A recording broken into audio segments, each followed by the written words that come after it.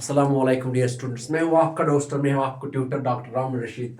तो जैसे कि लास्ट वाले क्लास में हमने क्या पढ़ा, लास्ट वाली क्लास में हमने पढ़ा कि velocities of the colliding bodies after perfectly collision, right, after perfectly elastic collision. जब दो बॉडीज मतलब कोलाइड करती है, ये वेलोसिटी v2 के साथ चल रही है, ये वेलोसिटी v1 के साथ चल रही है। और अगर v1 ग्रेटर देन v2 है, तब जाके ये दो कोलाइड करेंगे। और कोलिजन के बाद परफेक्टली इलास्टिक कोलिजन है, that means both momentum as well as kinetic energy is conserved. तब कोलिजन के बाद इनका वेलोसिटी क्या होगा? अगर कोलिजन के बाद इसकी वेलोसिटी v2 प्राइम है और इसकी है v1 प्राइम, तब जाके वो दो वेलोसिटीज क्या है? 2m2v2 plus m1 minus m2v1 upon m1 plus m2। और ये जो सेकंड बॉडी की वेलोसिटी है वो होगी after perfectly last collision. That means जब परफेक्टली लास्ट कोलिजन होगा, जब दो बॉडीज परफेक्टली लास्ट कोलाइड करेंगे, that means when both energy as well as momentum is conserved, then collision के बाद उनकी वेलोसिटी क्या होगी? फर्स्ट बॉडी की वेलोसिटी होगी जिसका मास m1 है, उसकी वेलोसिटी होगी towards m2v2 plus m1 minus m2 into v1 upon m1 plus m2। Similarly, v2 prime is equal to twice m1 v1 plus m1 minus m2 into v2 upon m1 plus m2। So now इसके बाद हम क्या देखते हैं? देख लो बेटा। तो इसके बाद अब आज हम करते हैं, ये कल हमने किया velocities of colliding bodies after perfectly elastic collision. तो परफेक्टली इलास्टिक कोलिजन किस कोलिजन को बोलते हैं? जब both kinetic energy as well as momentum conserve रहता है। तो आज हम करते हैं loss in the kinetic energy. तो loss in the kinetic energy, loss in kinetic energy करते हैं आज। लॉस इन काइनेटिक एनर्जी, इसको यहां पे रखते हैं। Loss in the kinetic energy. अब loss in kinetic energy, loss in kinetic energy, right बेटा? जैसे कि कल वाले क्लास में हमने क्या किया, कल वाले क्लास में हमने पढ़ा कि वेलोसिटीज क्या होगी, इंडिविजुअल बॉडीज की वेलोसिटीज क्या होगी जब वो परफेक्टली कोलाइड कर देंगे। दैट मीन जब इलास्टिक कोलिजन में two bodies perfectly elastic collision में टू बॉडीज कोलाइड कर देंगी, तब कोलिजन के बाद वो मतलब दूर हो जाएंगी, तो इसकी भी वेलोसिटी होगी, दूसरी बॉडी की भी कुछ और वेलोसिटी होगी कोलिजन के बाद। तो अब हमें देखना है कि कोलिजन के बाद उन दोनों की वेलोसिटी क्या होगी, राइट? तो वो कोलिजन के बाद हम लोगों ने ये कल वाली निकाल दी है वेलोसिटी एक बॉडी की है। तो आज हम परफेक्टली इन लास्ट कोलिजन में लॉस ऑफ काइनेटिक एनर्जी देखते हैं, जो कि जब भी परफेक्टली इन लास्ट कोलिजन होता है, जब दो बॉडीज आती है, जब फॉर एग्जांपल एक बॉडी आती है विद वेलोसिटी v1 और एक बॉडी की वेलोसिटी v2 है। अब अगर ये परफेक्टली इन लास्ट कोलिजन है, perfectly in last collision means when the two bodies stick together. For example अगर ये बॉडी यहां से आ गई विद वेलोसिटी v1 और ये बॉडी यहां से आ गई with velocity 2v2, it means, और अगर इसका मास m1 है और इसका मास m2 है, इट मींस इनकी फाइनल वेलोसिटी क्या होगी?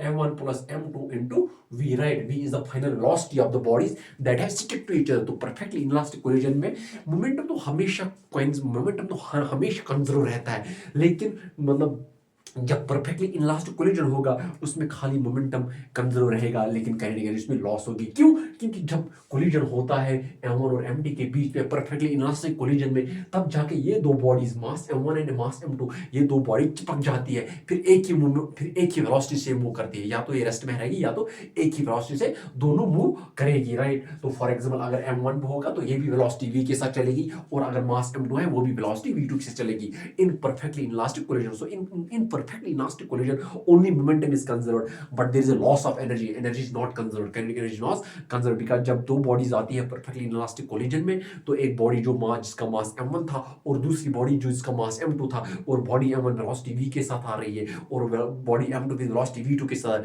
जब ये दो बॉडी कोलाइड करती है तो ये एक दूसरे के साथ चिपक जाती है, फिर इनकी कॉमन वेलोसिटी रहती है, राइट? फिर इनकी कॉमन वेलोसिटी रहती है। For example let m1 be the, तो यहाँ पे लिखते हैं लेट m1 फॉर एग्जांपल, हाँ, let m1 be the mass of, यहाँ पे लिखते हैं let m1 be the mass of body m1।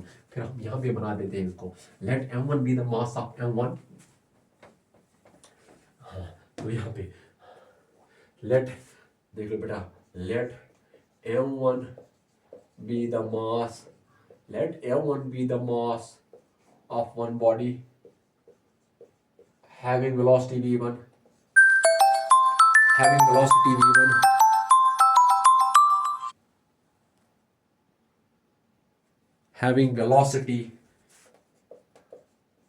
having velocity v1, and let m2 be the mass of another body. Let m2 be the mass of another body.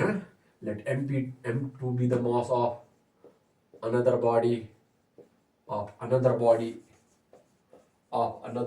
with velocity having the moving with velocity v2 तो ये दो bodies है. For example यहाँ पे मैं उनकी figure बनाता हूँ. बेटा ध्यान रखो. फॉर एग्जांपल यहाँ एक बॉडी m1 है, ये बॉडी m1 है और ये बॉडी m2 है. ये वेलोसिटी v1 के साथ आ रही है और ये बॉडी वेलोसिटी v2 के साथ आ रही है. जब इनका कोलिजन होता है, परफेक्टली इलास्टिक कोलिजन, तब जाके इसकी भी वेलोसिटी m1 v होगी प्लस इसकी भी वेलोसिटी होगी m2v. दैट मींस ये दो बॉडी जब कोलाइड करेगी परफेक्टली इलास्टिक कोलिजन में, तो दोनों बॉडीज एक ही वेलोसिटी से चलेगी. वो कौन सी वेलोसिटी ले ली मैंने? v. तो let v be the velocity after the यहाँ पे देख लो बेटा. लेट v बी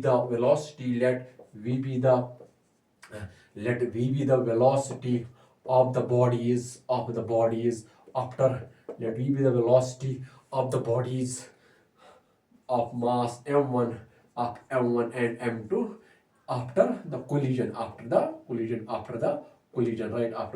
लेकिन आपको मालूम होना चाहिए, आपको पता होना चाहिए, हम loss in kinetic energy elastic collision में नहीं करते हैं. क्यों? क्योंकि वहाँ पे काइनेटिक एनर्जी जो इनिशियली होती है वो भी आफ्टर कोलिजन होती है. जो कोलिजन से पहले वहाँ एनर्जी होती है वही कोलिजन के बाद एनर्जी रहती है. इसलिए हम इलास्टिक कोलिजन में लॉस इन एनर्जी नहीं करते. हम लॉस इन काइनेटिक एनर्जी कहाँ करते हैं?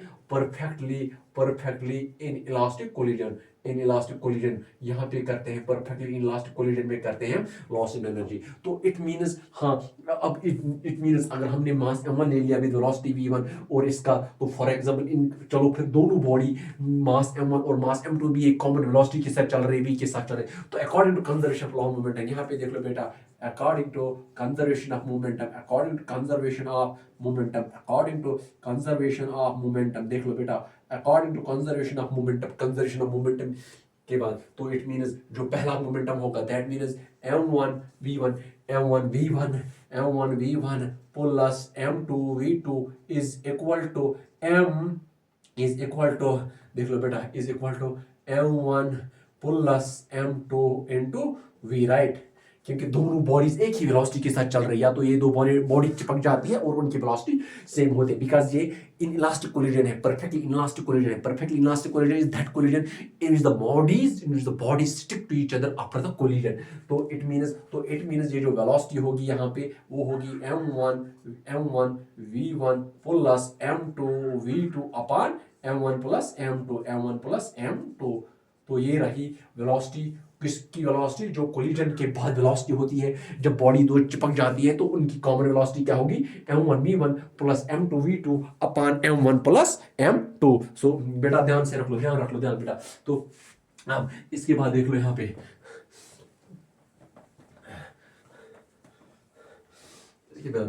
तो इसके बाद हम और काइनेटिक एनर्जी बिफोर कोलिजन क्या होगी? काइनेटिक एनर्जी बिफोर कोलिजन से पहले काइनेटिक एनर्जी क्या रहेगी? That is half m1 v1 square plus half m2 v2 square. तो ये कोलिजन से पहले, और एंड आफ्टर दैट कोलिजन. तो और कोलिजन के बाद एनर्जी क्या रहेगी? अभी वो भी देखें. तो कोलिजन के बाद आफ्टर कोलिजन के बाद after collision kinetic energy is equal to, collision के बाद इनकी काइनेटिक एनर्जी क्या रहेगी? हाफ. देख लो क्या रहेगी कोलिजन के बाद उनका. ये कोलिजन जब होता है, परफेक्टली इनलास्टिक कोलिजन जब होता है, दो बॉडी चिपक जाती है, फिर वो एक कॉमन वेलोसिटी v के साथ ट्रांसफर हो रही है. तो कोलिजन के बाद इनकी काइनेटिक एनर्जी क्या होगी? Half m1 plus m2, half m1 plus m2 into v square. ये रहेगी कोलिजन के बाद उनकी एनर्जी. अब तो loss in kinetic energy due to collision क्या होगी? देयरफॉर लॉस क्या होगा? Loss in kinetic energy due to collision. ये कोलिजन की वजह से, अब देखते हैं लॉस इन काइनेटिक एनर्जी क्या होगा वो simply initial kinetic energy minus final kinetic energy होगा that is half of initial kinetic energy means collision से पहले जो काइनेटिक एनर्जी थी कोलाइडिंग बॉडीज की, उसमें से सब्ट्रैक्ट करना है final kinetic energy, that means वो वाली एनर्जी जो कोलिजन के बाद उन बॉडीज की रहती है, that means loss in kinetic energy. हाँ, एक स्टेप लिखते हैं, मतलब काइनेटिक एनर्जी और एक बिफोर कोलिजन काइनेटिक एनर्जी जो बिफोर कोलिजन थी उसके और इसके subtracted minus kinetic energy after collision, kinetic energy after collision, kinetic energy after collision, kinetic energy after collision. तो पहले क्या थी इसकी, half of m1v1 square plus half of m2v2 square minus times after collision क्या है उनकी energy, half of m1 plus m2 into v का square, right बेटा, v is this half m1 m2 का square, right.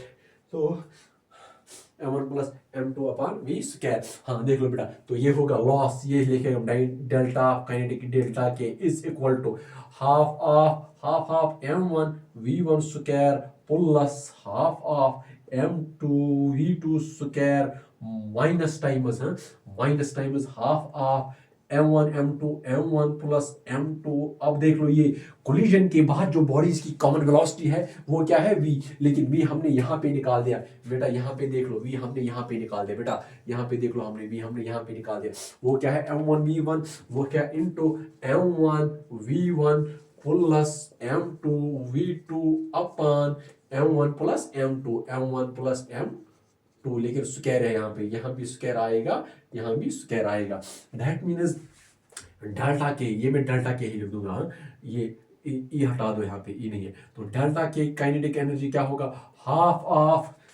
Of m1v1 square plus half of m2v2 square minus times, देख लो बेटा ये कैंसल और ये cancel, it's equal to half of m1v1 square plus half m2v2 square divided by m1 plus m2, right, m1 plus m2। अब देख लो यहाँ पे, तो डेल्टा काइनेटिक एनर्जी क्या आएगा, डेल्टा काइनेटिक एनर्जी आएगा half of m1v1 square plus half of m2v2 square, ये square है यहाँ पे, हाँ यहाँ पे ये स्क्वायर है m1v1 स्क्वायर, इसका प्लस माइनस है, ये माइनस है, minus half of m1v1 square, wait half of, इसको ऐसे लिखते हैं माइनस m1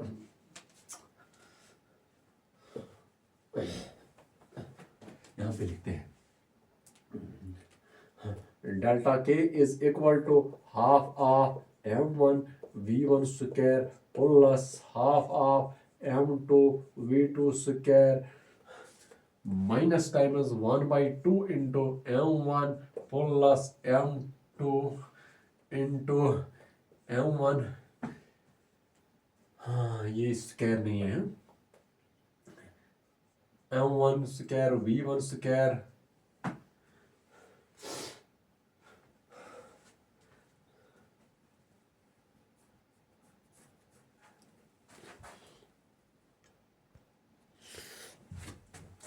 तो delta K is equal to half of m1v1 square plus m2v2 square minus times m1v1 plus m2v2 whole square divided by m1 plus m2, तो ये रहा, हाँ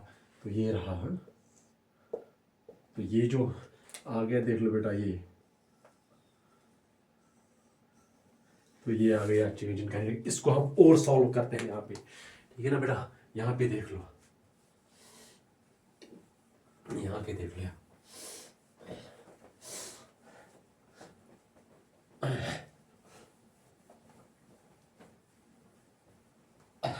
देख लो यहाँ पे, तो delta K is equal to half of यहाँ पे देख लो, half of m1v1 square m1 v1 square plus m2 v2 square minus times, यहाँ पे देख लो minus m1 v1 square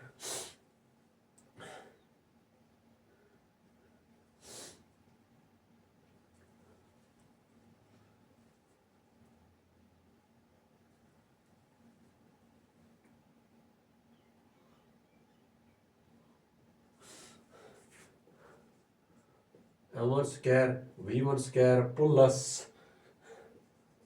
m2 square v2 square plus twice m1 m2 v1 v2, right, divided by m1 plus m2 delta K. तो delta K is equal to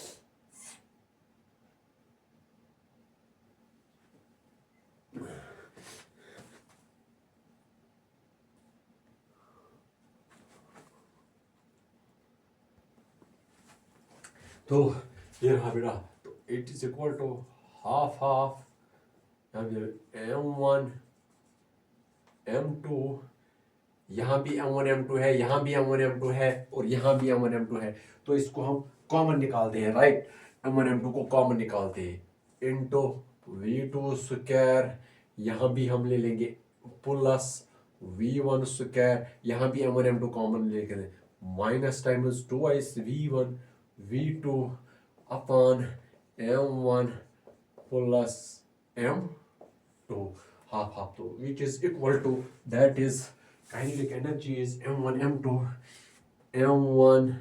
m2 into v1 minus v2 का whole square, v1 minus v2 का whole square upon this is 2 into m1 plus m2, तो ये जो रहा ये आ गया आपका चेंज इन काइनेटिक एनर्जी, देख लो बेटा, तो this is the change in the kinetic energy. तो बेटा हमने क्या किया, हमने परफेक्टली इनलास्टिक कोलिजन ले लिया।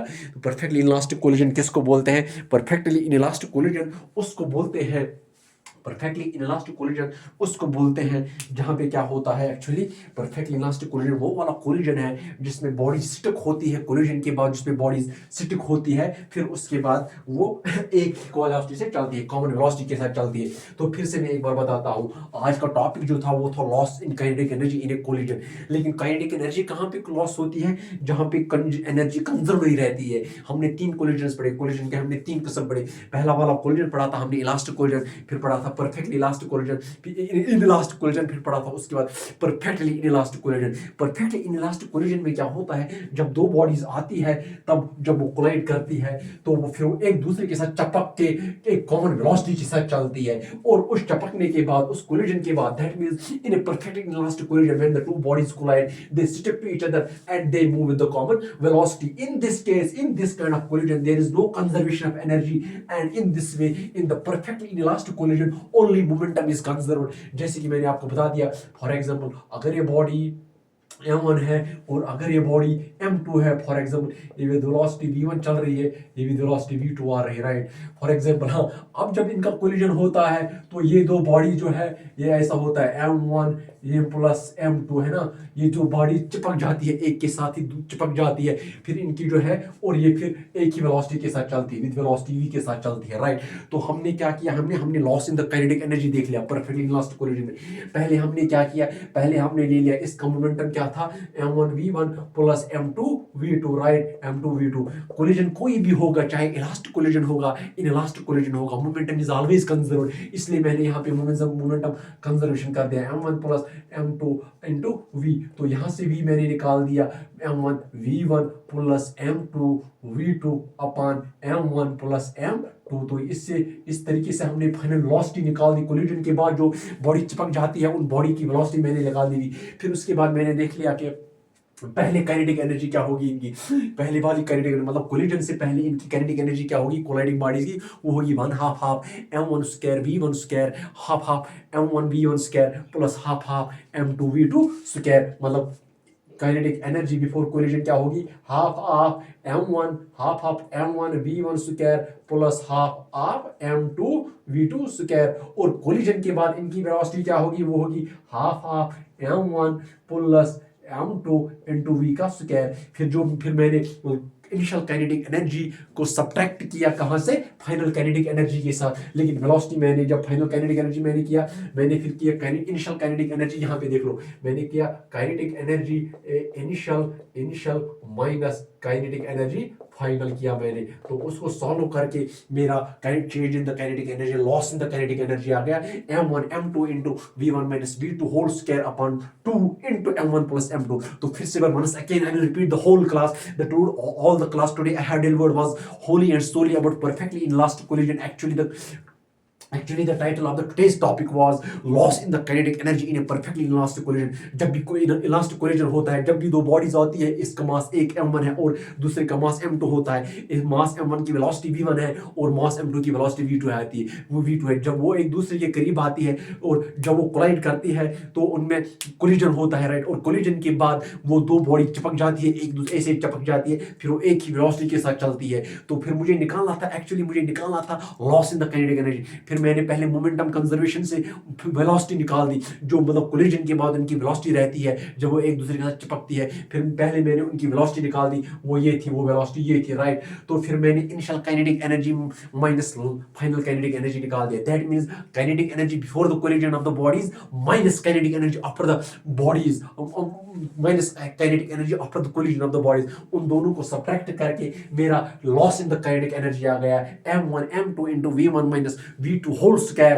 divided by 2 upon m1 plus m2। I hope that was all for today. Just be focused, prepare the classes well, don't waste time, and keep your gears on so that you can qualify the exams. All the best, see you soon.